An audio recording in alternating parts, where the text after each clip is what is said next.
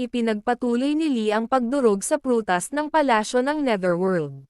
Samantala, si Cao Yuan Zhao ay nakatayo sa pagitan ni Lian, Ibli, at Feng Yi. Ni ang tsunami ng Yellow River Water God o ang nakakatakot na maskara ni Ibli ay hindi makasulong ng isang hakbang. Tiningnan ni Cao Yuan Zhao ang dalawang lalaking nasa tapat niya na may malungkot na ekspresyon. Bagamat hindi niya agad mapatay ang mga ito, madali itong pigilan. Pinay-hit ni I.B. Lee ang kanyang leeg, at bahagyang nanginag ang mabigat na maskara sa kanyang mukha. Patuloy ang pagputok ng baril sa ibabaw ng prutas ng palasyo ng Netherworld. Kinagat ni Lian ang kanyang dila at umindayog sa huling pagkakataon ng buong lakas. Pumutok si Kui Xiao, at tumunog ang isang pop sa ibabaw ng prutas ng palasyo ng Netherworld. Ang sibat ng huto ay bumagsak sa lupa na may kalabog. Napabuntong hininga si Lian at tumingin sa kanyang mga kamay na walang magawa. Natuklap ang sariwang laman, na nagpapakita ng mga puting buto. Sa medyo dismayadong tingin ay napabuntong hininga siya. Mukhang isa ako sa 50 na bagsak. Nang makita ito, tumawa ng malakas si Feng Yi. Mukhang nabigo ka sa isang lapad ng buhok ha. Lumingon si Cao Yuan Zhao kay Lian.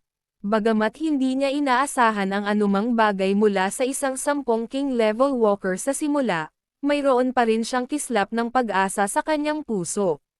Sinasamantala ang sandali ng si Cao Yuan Zhao ay nag-ambala, si I.B. Sinuntok siya ni Lee ng kamay na bakal sa dibdib. Ang maskara ng multo sa mukha ni I.B. Lee ay biglang namaga, na naging isang nakakatakot na halimaw. Isang mabahong amoy ang lumabas. Ibinuka ng halimaw ang malaking bibig at lumunok. Cao Yuan Zhao. Ginamit ni Lian ang infei ng 2 beses na magkasunod at bumagsak sa lupa. Isang alon ng pagkahapo ang dumaan sa kanya, sumalakay sa kanyang utak. Sinubukan niyang tiisin ang sakit sa kanyang mga temple na may makahulugang ngiti. Sa isang pop, nag-crack ang prutas ng Netherworld Palace. Nagulat si I.B. Lee at gustong sumugod, ngunit napatigil sa sandaling iyon. Ang bitek ay kumalat sa noo ng halimaw na lumunok kay Cao Yuan Zhao. Sa isang suntok, ang halimaw ay nabasag sa isang tumpok ng malulutong na buto. Inikat ni Cao Yuan Zhao ang kanyang katawan na parang ahas at sinuntok ng diretso sa tiyan si Ibli. Habang nabasag ang prutas ng palasyo ng Netherworld, tumaas ang kulay ube na usok. Sa kanyang panahon, naalala ni Lian ang mga salita ni Dan Maiyong. Ang sinabi ng lalaking iyon na si Feng Yi tungkol sa prutas ng palasyo ng Netherworld. Ang katotohanan ay nakumpirma, tulad ng inaasahan.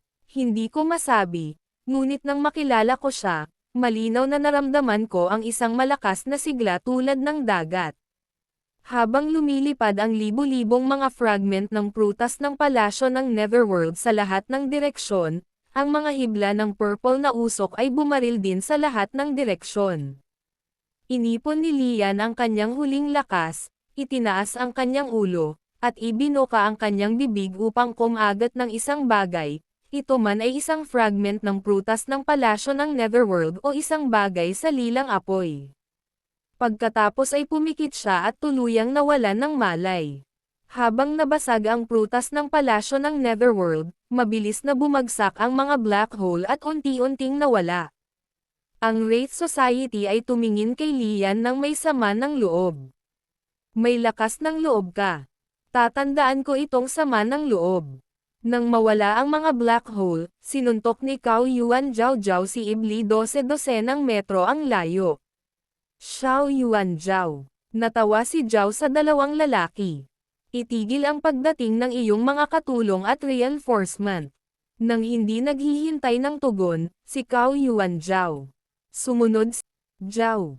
Handa si Ibli na lumaban hanggang dulo. Sa hindi inaasahang pagkakataon, si Cao Yuan Zhao. Hindi umatake si Zhao. Sa halip na salakay, inabot ni Zhao at binuhat si Lian. Dalawang itim na pakpak, bawat isa ay mahigit 20 metro ang haba, na nakabukas sa likod ng kanyang likuran. Cao Yuan Zhao. Hinawakan ni Zhao ang walang malay na si Lian sa isang kamay at tumingin sa dalawang lalaki sa kanyang paanan. Sa pag-aakalang medyo kawili-wili si Lian, mahinahong tumangala si Feng Yi sa langit at nagtanong, "Matandang lalaki, maaari ba nating subukan ito?" Itinaas ni I.B. Li ang kanyang maskara. Wala na sigurong pagkakataon ngayon. Sa sandaling iyon, isang itim na puyo ng tubig ang lumitaw sa kalangitan.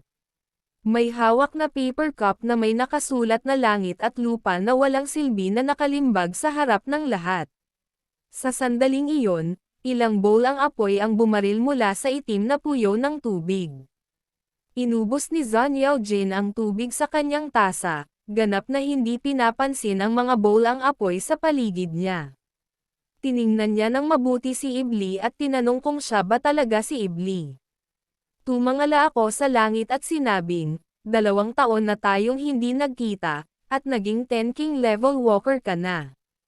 Hindi na nagsalita si Zhang Yaojin at ibinato ang paper cup sa dalawang lalaki. Ang tasang papel ay lumaki at lumaki sa hangin. Nakabaliktad ang bibig nito, at parang may black hole sa loob. Nagbuga ng kakaibang liwanag, natakpan ng higanteng tasa ang dalawang lalaki sa isang iglap. Nagulat ako at napalingon kay Feng Yi. Feng, may problema ka sa pagkakataong ito. Biglang, mula sa puting guhit sa kalangitan, isang higanteng kamay ang nag-abot, hinawakan ang paper cup, at marahang ibinalik ito kay Zhang Yaojin. Nakabuntot ang mukha ni Zhang Yaojin. Ang 5 daliri ng higanteng kamay ay kumalat, lumakad palabas, at niyakap sina Ibili at Feng Yi, na tumatawa ng malakas at dahan-daang umatras. Sa sandaling ito, kumikinang ang mga mata ni Cao Yuan Zhao, at kinagat niya ang kanyang mga ngipin para sabihin ang 3 salita. Master ng 4 na extremes. Sabi ng Master of 4 extremes, bagamat hindi ko kayang patayin kayong dalawa. Ngunit pagkatapos ay nahulog ang isang projection ng isang madilim na pulang maskara. Bago pa makapag-react ang hindi kilalang walker ay sumabog na ang kanyang katawan.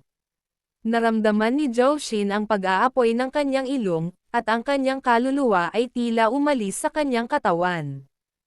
Pagkatapos ay idiniin siya. Niyakap siya ni Zhao Wu ng mahigpit, ginamit ang kanyang katawan para protektahan siya. Tiningnan ni Xiao Dao ang multo ng maskara at naisip niya, napakalupit ng matandang ito. Gusto niya ba kaming saluhin? Pagkatapos ang mga itim na pakpak ay pumutok ng marahas, gayon din si Cao Yuan Zhao. Sumunod si Zhao sa kanyang kalaban.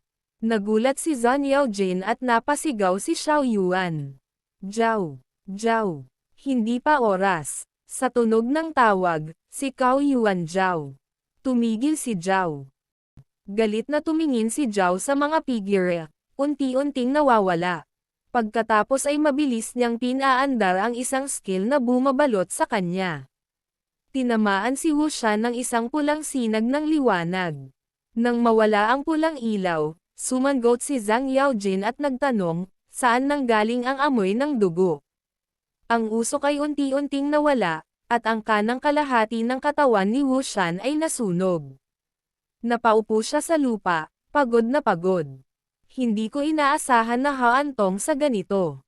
Nanginginig ang mga labi ni Zhao Xin habang nakatingin sa piraso ng tela sa kanyang kamay na hindi makapaniwala at sumigaw sa kalungkutan.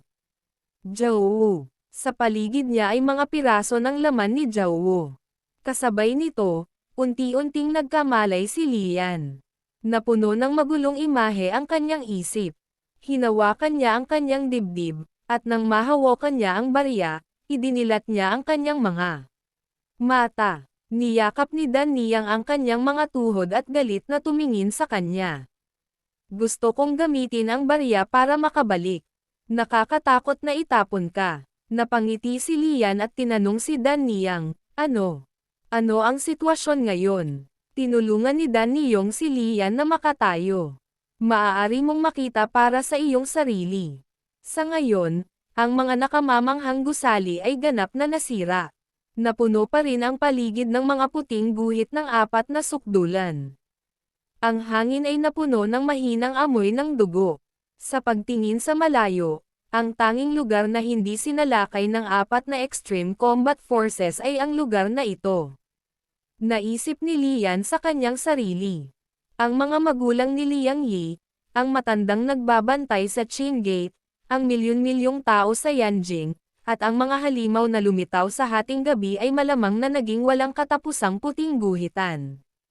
Patuloy ang pagbuhos ng malakas na ulan. Lumuhad si Liang Yi sa mga guho, tahimik. Magsasalita na sana si Lian nang biglang lumingon si Liang Yi at umungol, "Sino kayo?" Sa sandaling iyon, umalangaw-ngaw ang isang drip-drop sound, na sinusubaybayan ang atensyon ng lahat. Pagkatapos sampelan si Zhao Xin Zhao Yuan, sinabi ni Zhao Zhao, "Nakatulog ka na ba ng kaunti? Maaari kang makipag-usap ngayon." Lumuhad si Zhao Xin, lumuhad, at nanatiling tahimik. Nakatingin lang siya sa piraso ng tela sa kamay niya. Sa gilid ni Xiao Yuan Zhao Zhao at naglakad patungo kay Zhao Xin. Sa sandaling iyon, biglang hinaranggan ni Dan Niyang ang daan ni Cao Yuan Zhao. Napahinto si Xiao Yuan Zhao Zhao sa kanyang kinatatayuan at sumulyap kay Dan Niyang. "Hindi mo ako mapipigilan. Nakikita ito." Ibinaba ni Lian ang kanyang ulo at humakbang pasulong. "Bata pa siya. Bakit kailangan mong maging malupit?" Umiling si Cao Yuan Zhao Zhao. Kung hindi siya matino, tapos na siya. Samantala, si D.R.A. Si Xiao daw ay nakaupo sa isang nahulog na haligi sa takot, humihit-hit ng sunod-sunod na sigarilyo, na puno ang ashtray. Nabulok na ang kalahati ng katawan ni Wu Shan, at napasandal siya sa rehas. Tahimik, pinipisil ng kanyang mga daliri ang isang bato, na gumagawa ng dumadagandong na tunog. Sa pagkakataong ito, 164 na mga walker ang lumahok sa Yanfu, at bukod sa 4 na nakaligtas, wala sa kanila ang nakaligtas. Si Zhang Yaojin ay umabant ng ilang hakbang at yumoko ng malalim sa lahat. "Ang pangyayaring ito ay atin.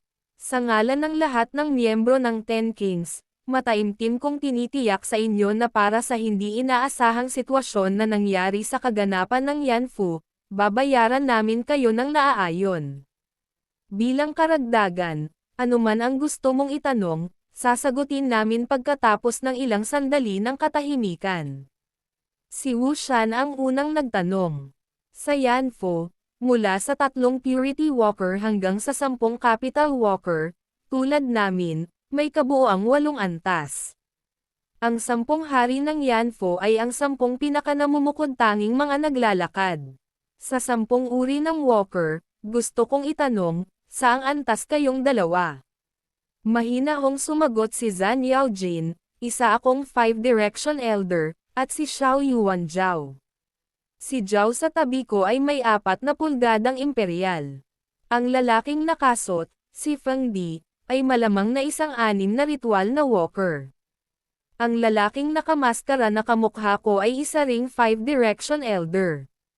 May tanong pa ba? Matamang nakinig si Wu Shan, at pagkatapos makinig, tumawa siya at sinabing, ipinaliwanag na sa akin ng Realm Master ang lahat ng detalyado. Ano pa ba ang maitatanong ko? Salamat sa pagligtas sa buhay ko. Ito ay ang katotohanan. Tumanggaw si Zhang Yaojin at tumingin kay Tra Xiaodao. Ikan-away ni Tra Xiaodao ang kanyang kamay, na nagpapahiwatig na wala siyang tanong sa ngayon. Humakbang si Lian at nagtanong, pagkaalis natin, ano ang mangyayari sa prutas na ito? Cao Yuan Zhao. Sumagot si Zhao, sa pagkakataong ito ay pagagalinggan ko ang mga sugat ng prutas na ito, at babalik sa normal ang lahat. Walang makakaalala sa bagay na ito ng prutas na tuolo. Ang core ng prutas na ito ay nasira, kaya ang oras ng pagkumpuni.